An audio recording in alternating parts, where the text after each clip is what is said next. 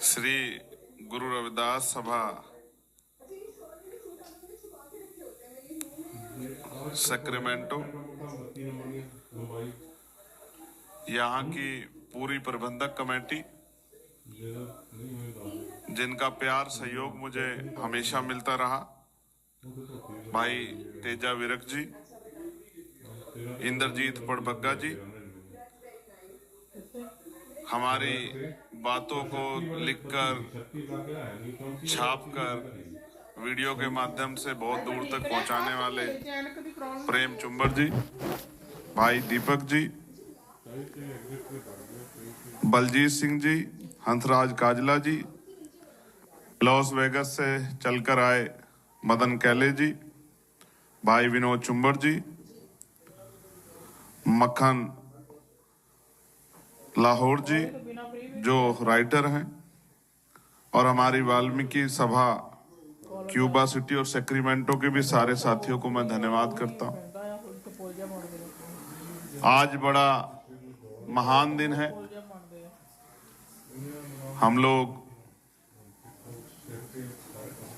Symbol of knowledge, भारतीय संविधान के निर्माता, शोषितों वंचितों महिलाओं के मुक्तिदाता, भारत रत्न डॉक्टर बाबा साहब अम्बेडकर जी की बर्थ एनिवर्सरी सेलिब्रेट कर रहे हैं। इस महान दिन के अवसर पे मैं आप सबको बहुत सारी बधाई और मंगल कामनाएं भेंट करता हूं,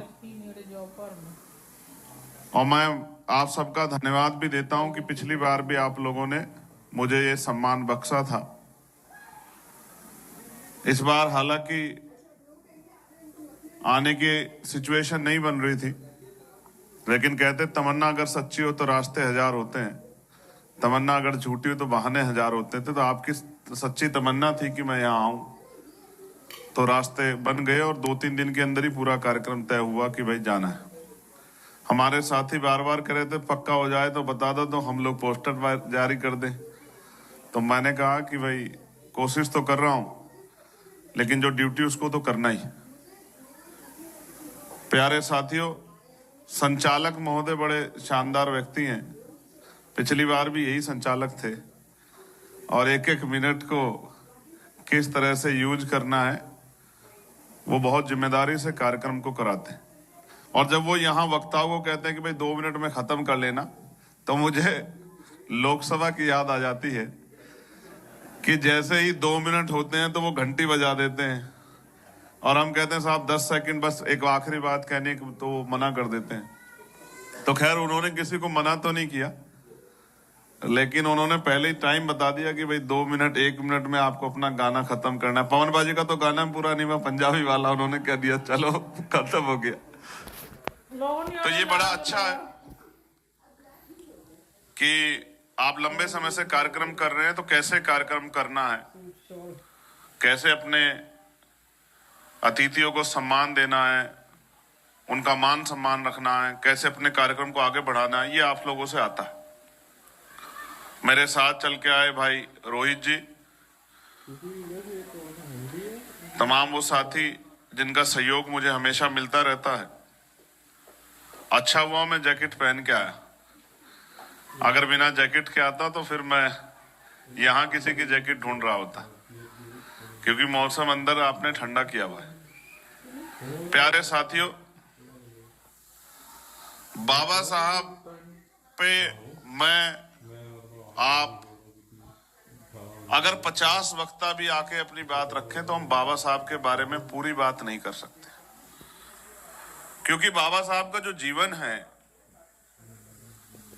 वो कई हिस्सों में हमारे सामने है। तो मैं आज जिन हिस्सों पे प्रकाश डालूंगा अपनी बात रखते हुए, और उसके बाद आंदोलन कैसे आगे बढ़ रहा है, ये बात भी आपके सामने रखनी बहुत जरूरी है। क्योंकि मैं मानता हूं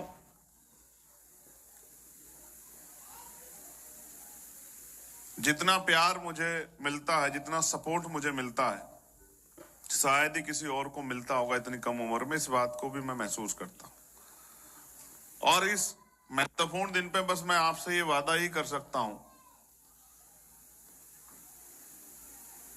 कि जो पहले हुआ वो वापस नहीं दोहराया जाएगा। हम मिट तो सकते हैं लेकिन समाज के अधिकारों से समझौता नहीं कर सकते। हम बर्बाद तो, नुकसान तो उठा सकते हैं लेकिन महापुरुषों के मिशन से धोखा नहीं कर सकते।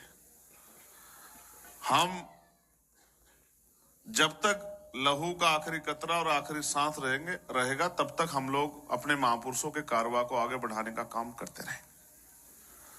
तो अच्छी बात है, अब बाबा साहब अम्बेडकर का बर्थ एनिवर्सरी सेलिब्रेट कर रहे 135वीं है, लेकिन मेरा आपसे आग्रह है, अगर वास्तविकता में आप बाबा साहब को दिल से प्यार करते हैं तो आप दोबारा कार्यक्रम करें। मैं सुझाव दे सकता हूं, बाकी तो आपको तय करना है। तो बाबा साहब किनकी वजह से बाबा साहब बने, इस बात को भी हमें समाज के सामने रखना चाहिए। जब तक हमारे मंच पे राष्ट्रपिता ज्योतिबा फूले नहीं आते, गुरु कबीर नहीं आते, बुद्ध नहीं आते, तब तक बाबा साहब हमें नहीं समझ आएंगे। पहले इन 3 महापुरुषों को लाना पड़ेगा, तभी बाबा साहब हमें समझ आएंगे, क्योंकि बाबा साहब ने उनको अपना गुरु माना। और देखिए, गुरु ऐसे नहीं माना, ना उन्होंने भगवान बुद्ध को देखा, ना गुरु कबीर को देखा, ना ही राष्ट्रपिता ज्योतिबा फूले को देखा। कैसे माना? इतिहास खुद को दोहराता है कि उन्होंने उनका लिटरेचर पढ़ा है और उस लिटरेचर के आधार पर उन्होंने माना कि ये जो बात कही गई है, ये जो काम किया गया, ये जो प्रयास हुआ, ये जो अध्याय है, ये हमारे लिए महत्वपूर्ण है। तो इसलिए मेरा आग्रह है कि अगर आंदोलन कामयाब करना है तो पहले भाईचारा बनाना पड़ेगा, और भाईचारा अगर बनाना है तो उन महापुरुषों को जगह देनी पड़ेगी, अपने मंचों पे भी, अपने दिल में भी, अपने परिवार पे भी, अपने घरों में भी, जिन महापुरुषों का आंदोलन हम लोग आगे बढ़ा रहे हैं।